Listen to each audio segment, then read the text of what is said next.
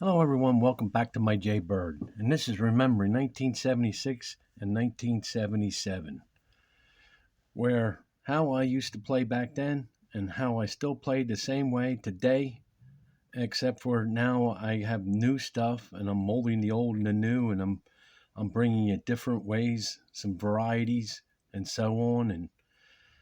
And let's get down to this one because it flashed me back to 77. And this one does take me back to 77. And in a way, this opening, uh, Jay Bird might have uh, put up before I ever did, but maybe I did, but he did it before I did because I was too busy playing around with the back lines and ranks and trying to do other things back then. And every time we played, he did use my opening too. Yep, and he did some playing around too with it, but he didn't move around the back so much. He mixed my Jay Bird with modern day openings back then. All right, so now I'm in black, and this is called Jay Bird. Straight up, I call it Jay Bird, but there's more to it in the opening than this. But we're just going to call it Jay Bird. I might have another name that I in one of my other videos that I did name it, but anyway, this is Jay Bird to bot 2100. No errors, no assistance, no help whatsoever to beat this bot. And this is game 10. And let's get down to it. With an E4, D6, D4, D7, F3, E6, C3, and E7. And there's your Jay Bird since 1977. It might have not been exactly this order, but let's continue on. After E7, E3, A6, H3, and H6. There's the complete Jay Bird since 1977. This is the first chess game I won back in 77 and beat Jay Bird, and my first creative opening that I won with and beat somebody. I couldn't all the other moves I was doing and trying to learn, I couldn't win. I didn't win no chess games until I did this, and I finally won. It wasn't the very first one, but it didn't take much. It was a game or two after this. I kept playing, and I got him. Okay, after H6, D3, C6. Now I'm going to show you it goes into more. A3, F6. It's funny now, I'm getting flashbacks when Jay Bird, he did open up, and I believe he did this like this one time.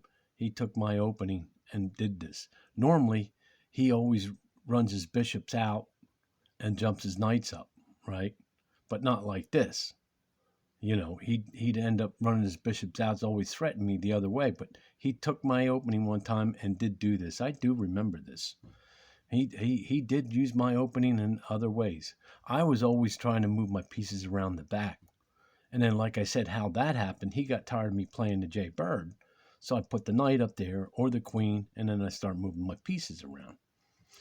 Okay, after F6, castle's the long way. B5, I start the attack right away. Well, there's his king, let's go. E5, nope, D5. And I picked this up off the programs, how to use this, jump the knight over here, what have you. So I did learn, picked up some of the stuff. And takes D5, takes D5, king over B1, B4, didn't take anything. I didn't want to take anything and let him get in here and start. Nope. After B4, takes B4, takes B4. I don't think this was a good move. You say, well, what's the big deal? Well, no. To me, right now, let's get ahead. After B4, he goes C3, pawn up, A5. That knight's sunk in there now. After A5, D3, queen over B8, and after B8, he runs rookie over. I see what he wants to do is take this pawn After e8, he wants to take this point, take this, and then start pinning my king and everything else. I castle. Takes d6, takes d6, e5. I wanted to keep the bishop, put it here. Look at this. e6. I go into the high end J-bird now. After e6, he goes c6, c6 takes, and queen e takes. Well, he's still in a losing position, believe it or not. Look at his position here. It's not looking good. And look, I thought, I'm going to push this up. So this queen, where's the queen going here? After takes, a4, he goes back to defend c1. I mean, I don't know. Maybe it's too late. See, it's already, I think it's too late for him. There's too much going on over here. The bishop, these pieces, the rook's going to run over. After c1, I go a7. Now you say, well, why couldn't he put his queen here and threaten me? Because look, but I'm putting my queen here anyway. And he just can't put it here and trade. He'll lose the bishop. So after a7, he goes b5. He's trying everything he can. I run the rookie over. b8. Because if he still takes, I take, he's going to be out the bishop for a pawn. And then still looking in this position. After b8, c4. He trapped his queen, though. That's what I'm saying. I don't think he didn't want to run back. I think there was a checkmate in the makings here somewhere. And the program already knew, so it did this. After b6, takes c5, takes c6, he goes this way. He takes this pawn. What is that, e6? And I saw this, I thought, well, wait a minute. If I try to save the rook, he's going to say check. Then I'm going to have to move. He's going to have lanes open. Then the bishop would be coming here. No, he can't come here because my rook's here. I mean, I didn't like it, so I went c1 check. Take c1, then took the pawn e6.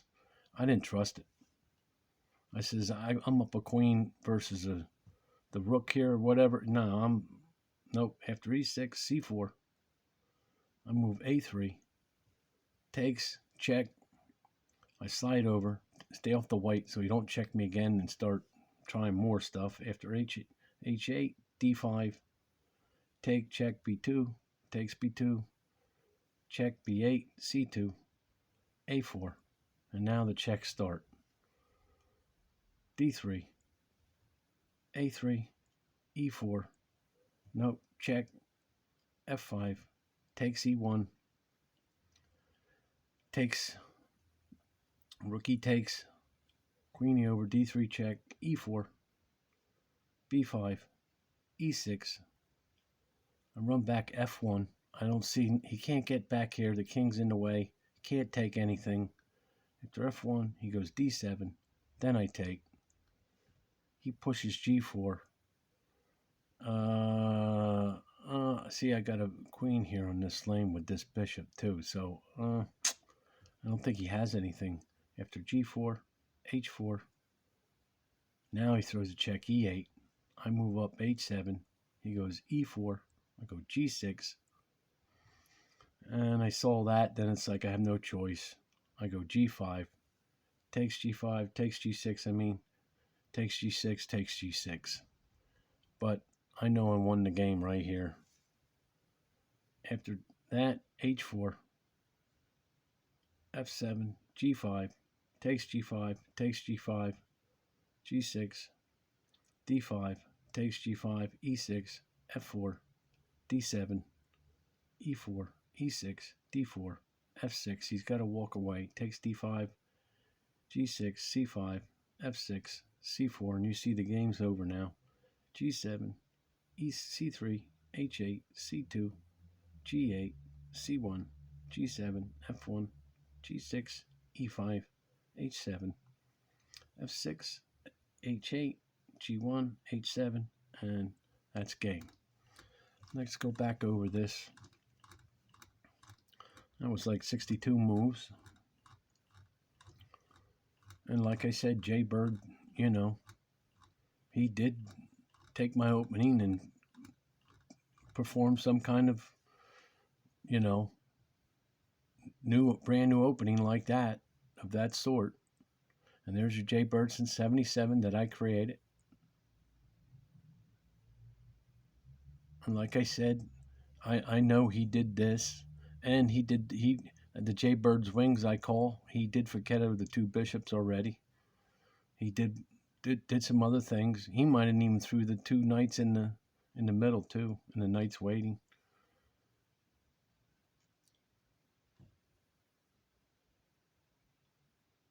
The game goes like this. It seems normal. I mean, right now, but believe it or not, I really do. After that castle, I think that's it. And I don't take that. No, I don't take it. I don't open it up. I leave that pawn set here. That pawn, he's there's nothing. What can he do? Block it off. And even would have moved here. Would have moved here anyway. And the rook would have moved over. Instead, I didn't even worry about it. He trapped his queen. I saw it. Where's he going to go? And he went that way. I says, nope, I'm not taking no chances. I says, I'm going this way. I'm not taking any chances. The game goes on like this.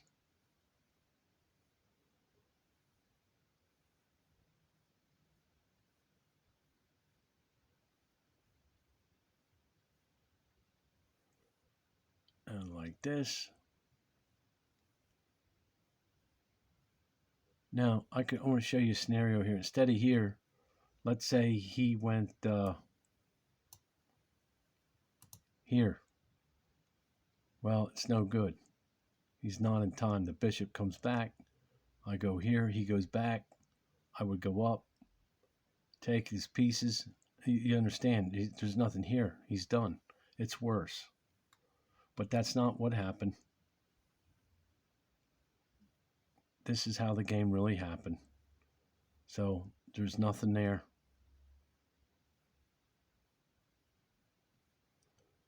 And this is how it went. And like I said, I'm randomly just pulling up games and going to bring them to you with no errors and no assistance, and bring them to you as they are. Okay, thanks for stopping by, and we're going to have some more remembering 76 and the 77.